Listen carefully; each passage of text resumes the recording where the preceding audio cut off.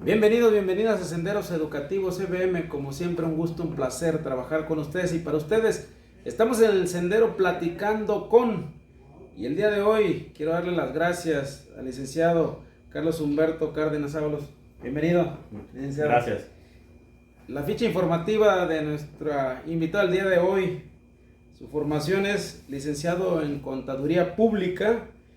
Tiene una experiencia laboral de 13 años ya de experiencia en asesoría fiscal y contable. Así es que estaremos platicando con un egresado del Centro Universitario de la Costa, incorporado a la UDG. Y estaremos hablando de dos temas específicamente que nos interesan mucho a los maestros: la declaración anual y la declaración patrimonial. Le haremos algunas preguntas y él, con su experiencia, bajo el conocimiento de causa profunda, nos estará compartiendo su opinión. Pues bienvenido y pues iniciamos, licenciado. Claro que sí. Muchas personas hemos escuchado hablar del SAT. Me gustaría escucharlo de alguien que sabe y conoce. ¿Qué es el SAT? ¿A qué nos referimos con el SAT? Bueno, el SAT es una institución que media a la Secretaría de Hacienda con el contribuyente. El SAT se define como el Servicio de Administración Tributaria.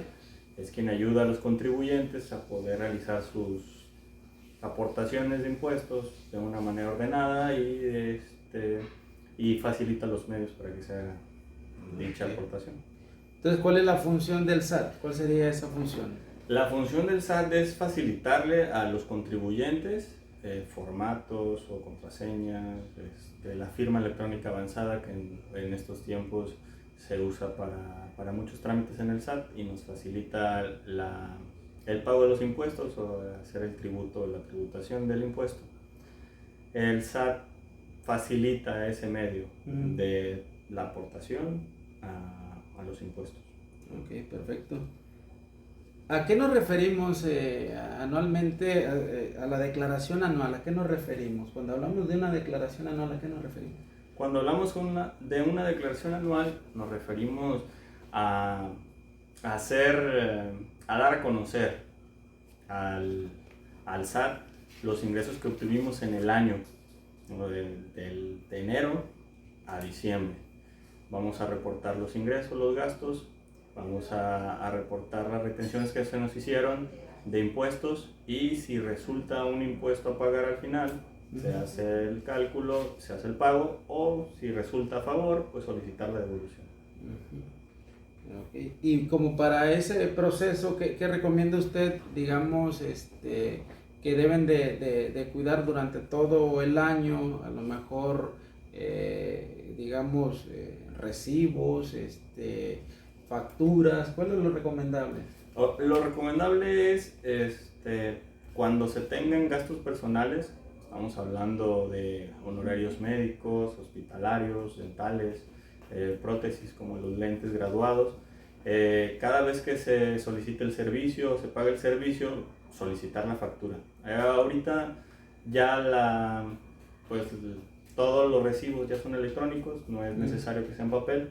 Ya al solicitar la factura, ya en el portal del SAT se puede descargar el documento o el archivo. ¿El pago es en efectivo o es con tarjeta? ¿Cómo debe de ser? Tiene que ser por cheque, transferencia, monedero electrónico. Ok, efectivo no entra. No entra. Entonces, para que lo tengan es deducible y es cuando viene que le regresa el SAT, a veces que es un saldo a favor, ¿se maneja así?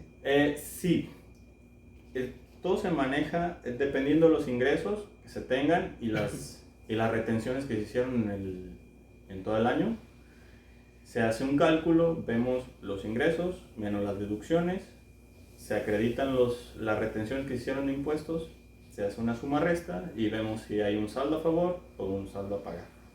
¿Sí? Todo depende de los montos, tanto de ingresos, de las deducciones y las retenciones que se tuvieron en el año. Cuando es un saldo a pagar, ¿es de una sola emisión o hay alguna alternativa de pago?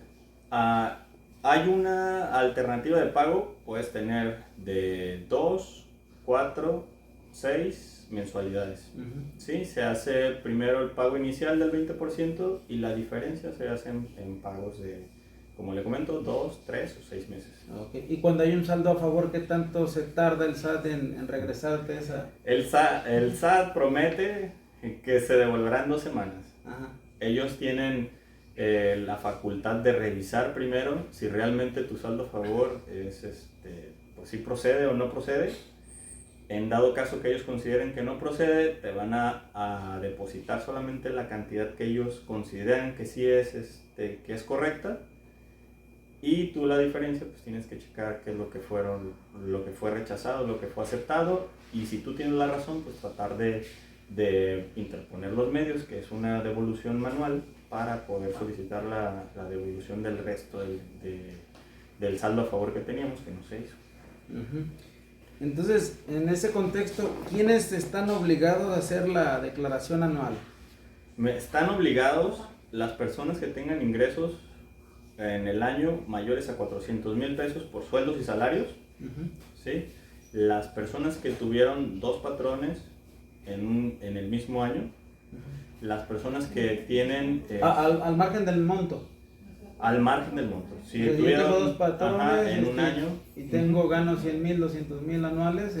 Estás obligado por tener 2 patrones en el mismo año. Sí, ellos están obligados. También las personas que obtienen ingresos en el extranjero y que tienen ingresos aquí en el país también están obligados. Y las personas que tienen, además de sueldos y salarios, otra actividad, que estamos hablando de arrendamiento, o que tengan ingresos por un negocio pequeño y que pertenezcan al régimen de incorporación fiscal, también están obligados. Entonces, a ver, por ejemplo, un maestro tiene una plaza, ya sea mañana o tarde, y tiene una papelería, por ejemplo. Perfecto. ¿Está obligado? Está obligado porque tiene 2 actividades, ¿sí? La de sueldos y salarios, y tendría, si estuviera en el régimen de actividad empresarial y profesional. Sí, perfecto. Están obligados por los 2. Perfecto. Ese por un lado, ese tema. Otro interesante, yo creo que nos trae un poquito también de cabeza, es la declaración patrimonial. ¿Qué es la declaración patrimonial? La declaración patrimonial, a grandes rasgos, es una declaración, es para enterarle a las autoridades los bienes o las propiedades que poseen. Sí, hay que enterarlos, y ese es el fin, a grandes rasgos. Entonces, ¿y qué es lo que se debe declarar ahí? Bueno, en la experiencia que he tenido, hemos hecho declaraciones anuales, declaraciones patrimoniales, obviamente anuales, en el ámbito federal. Entiendo que en esta ocasión, hacia el ámbito de la educación, lo va a regular el Estado. Esa declaración aún no se publica, aún no ha estado el portal habilitado para poder ver el formato o qué es lo que nos va a solicitar esa declaración. En mi experiencia, la que yo he hecho es federal. En ella nos piden que informemos todos los bienes, tanto tangibles como no tangibles, que poseemos. Las propiedades tangibles, podemos hablar de casas, terrenos, vehículos. Las no tangibles pueden ser las inversiones, las cuentas bancarias, las tarjetas de crédito. Ok, perfecto. ¿Desde cuándo, no sé si lo tenga presente, de cuándo está vigente este tema de la declaración patrimonial? La declaración patrimonial, de hecho, tiene, desde que se inició con la ley del antilavado, se desencadenó diferentes declaraciones. Una de ellas fue la declaración patrimonial. Ya se venía manejando años anteriores, solo que a partir de que se publicó la ley antilavado, se hizo un poquito más exigible. La autoridad empezó a exigir que ciertos funcionarios, no solamente los funcionarios públicos, sino ya en áreas no tan, ¿cómo le explico? En funcionarios estatales y de más bajo rango, fueran obligados a presentar la declaración. Por aquí el tema de la transparencia, ¿no? Exactamente, transparencia. Eso fue el tema. ¿Por qué es importante hacer una declaración patrimonial? ¿Por qué es importante? En primera porque tenemos que evitar el que se nos catalogue como un enriquecimiento ilícito. Okay. Sí, o sea, que no haya... Mi dinero es bueno. Exactamente. Que la procedencia de mis bienes sean lícitas, ¿sí? Que no estamos incurriendo en omisión de ingresos para obtener propiedades o bienes. O sea, que mi dinero es del trabajo por la vía legal, que mis ingresos son, digamos, de un trabajo estable, de un trabajo que respeta todos los ámbitos de la ley, ¿no? Exactamente. Ese sería como el fin, ¿no?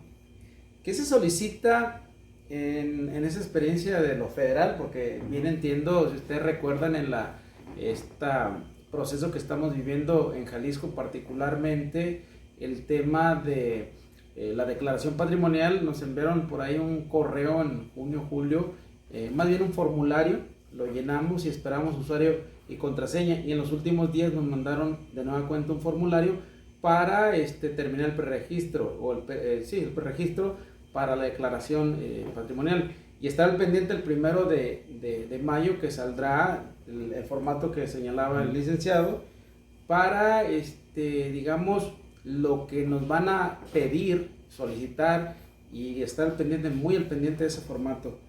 ¿Qué se solicita desde la experiencia federal de años previos? Porque nosotros es la primera vez que lo vamos a hacer y todavía no conocemos, digamos, ese formato, porque es a partir del 1 de mayo. ¿Qué se pide, lo que tenemos que declarar? En el ámbito federal lo que se ha venido solicitando es la información de cuentas bancarias, de tarjetas de crédito, de propiedades como son casas o terrenos. También se solicita la información de los vehículos que se tienen a nombre de la persona, y también lo que son las inversiones. Ok, pero ¿bastará en el formato federal poner que tengo esta casa, este terreno, o específicamente qué se pide? Yo digo que tengo una casa, un terreno y un carro. Sí, nos van a solicitar obviamente datos de la escritura pública, y nos van a solicitar, en este caso si son vehículos, datos de la factura o del documento que avale que somos dueños de dicha propiedad. Entonces, para la declaración y tenerlo presente es posible, y digamos bajo la experiencia federal, tener a la mano digamos la escritura del terreno, de la casa, la factura, digamos, del vehículo, el carro y demás, los estados de cuenta, por ejemplo, la carátula del estado de cuenta, aquellos datos que nos sean útiles, porque me imagino yo, usted me lo aclara, que ahí le pide a lo mejor un determinado folio, un determinado número, un determinado dato puntual y específico, ¿no? Claro que sí, son datos que contienen la escritura pública o que contienen la factura que avala el vehículo. Vamos a poner este ejemplo. Yo hago la declaración patrimonial y cometo algún error, alguna omisión. ¿Qué debo hacer en caso de error en la declaración? Yo sugeriría que hiciéramos una corrección. En este caso, específicamente para los que van a hacer el 1 de mayo la primera declaración de patrimonial, sería el tratar de declarar las propiedades en totalidad que tienen, ¿sí? Si en dado caso tuvieran una omisión de que olvidaran declarar alguna, y que ya después a medio año recuerden que tenían esa propiedad a su nombre, hacer la corrección. Hacer la corrección y hacerla complementaria. Okay. Hay una opción, lo declaro ahora en mayo y más adelante en los meses siguientes haría. Pero ¿qué ocurriría si llega el 2022 y no hice esa corrección? Yo digo que hagamos la corrección del año anterior y hacemos la declaración del año vigente, sin problema. Sí. Porque si no, ¿tendría algunas implicaciones? Claro que sí, porque en primera, pues el proporcionar datos falsos obviamente acredita una multa. La verdad, en este ámbito estatal de educación, la verdad, pues aún desconocemos cuál va a ser el mecanismo, pero en la experiencia que tenemos en la parte federal, pues obviamente el proporcionar datos erróneos, pues siempre se acredita una multa o una sanción. De la tendencia. Y el desconocimiento se habla porque estamos a espera de esos formatos y de ese proceso que poco a poco yo creo que vamos a ir conociendo. Algo que se nos haya pasado con referencia a eso, un comentario adicional que nos quisiera dar, licenciado. Yo digo que aquí tenemos que tener mucho cuidado a no tener esa omisión de no querer declarar las propiedades por completo, ¿sí? Para evitarnos un conflicto a futuro, ¿sí? A mí el beneficio que yo veo, el tener que declarar todas tus propiedades y que al año siguiente tú tengas que hacer la misma declaración, que hayas tenido una omisión de una propiedad y al año siguiente tengas una propiedad más que no declaraste el año pasado y que no cuadre con tus ingresos, el valor de la propiedad que estás adquiriendo en ese año con los ingresos, esa es una omisión, pues algo grave, ¿sí? Estás omitiendo que tienes ingresos extras para poder adquirir esa propiedad y además que no va a cuadrar que tú ganes cierta cantidad y no te alcance en ese año el poder adquirir esa propiedad. Entonces, el evitar ese tipo de errores y si se da cuenta que hay un error, el tratar de corregirlo. Bien. De pronto, mientras lo escuchaba, se me quedó una pregunta en el tintero. ¿Se pregunta, por ejemplo, el año que adquiriste la propiedad? En la declaración se declara cuándo se adquirió. O sea, en el 2019, en el 2018, pero una vez que ya hiciste toda esta declaración ya no será necesario volverla a hacer el próximo año. Lo que declararías es lo que obtuviste a partir de, digamos, mayo. Si compraste algo en junio, en julio, digamos como que lo actualizas. Exactamente. Esa sería la... Sí, como que estuvieras actualizando la información de las propiedades. Obviamente, pues siempre va a haber una modificación porque las cuentas bancarias jamás son las mismas, ¿sí? No siempre tienen el mismo monto, siempre van a estar o arriba o abajo, hay que declarar también eso. Y los créditos, obviamente también las tarjetas de crédito también entran en eso. O sea, si adquiero una tarjeta de crédito nueva adicional, hay que el próximo año volver a hacer esa dinámica. Exactamente. Si tuviera algún préstamo, por ejemplo. Los préstamos no entran, no es una propiedad. Sería, ¿sí? Es decir, si abro una cuenta, sí. Exactamente, si saco abre una cuenta tarjeta, y ahí le está depositando dinero y hay movimientos. Bancaria, departamentales no. Departamentales no, todavía no. No, bueno, digo, son a lo mejor preguntas muy obvias, pero que quien nos escucha y bueno, personalmente pues es importante quien conoce que nos aclare. El interés de algunos compañeros maestros que nos escuchan a través de Senderos Educativos CBM, algún contacto donde lo puedan localizar en dado caso de mayor asesoría y esperando, bueno, el 1 de mayo para que salgan los formatos, la página oficialmente, ¿en dónde lo podemos encontrar? Sí, claro que sí. Por el momento pudieran localizarme por medio de las redes sociales. En Facebook estoy como Carlos Cárdenas, ahí pudieran mandarme mensaje y ahí nos ponemos en contacto, y así se tuviera que tener una asesoría más en específico, pudiéramos contactar una cita y ya reunirnos personalmente para poder asesorarlos. Sí, claro. Bueno, pues no me resta más que agradecerle, invitarlo el 1 de mayo, el día 1, el día 2, para que nos vuelva a hacer digamos ya así el comparativo de lo que ofrece el federal, y a lo mejor puede tener algunas variantes, ¿no? O puede ser similares, pero ya con un formato específico. Lo invitamos, licenciado, el 1 de mayo, a partir de que ya estén las condiciones y que se cubran todos los requisitos, esté la página y que ya los maestros estemos en posibilidad de hacer esa declaración patrimonial, para que nos siga orientando. Claro que sí. La invitación está abierta. Claro que sí, con mucho pues gusto. Muchas gracias. Senderos Educativos CBM le dice a ustedes muchas gracias. Esto es Platicando con el licenciado Carlos Humberto Cárdenas Ábalos, que bueno, es el licenciado en Contaduría Pública y que nos hace el favor de abordar de estos dos temas. Antes era uno, la declaración anual, ahora cada año también la declaración anual, por parte de la declaración patrimonial. Entonces, nos seguimos encontrando, Senderos Educativos CBM, compartiendo con ustedes en este sendero, platicando con. Hasta luego, hasta siempre.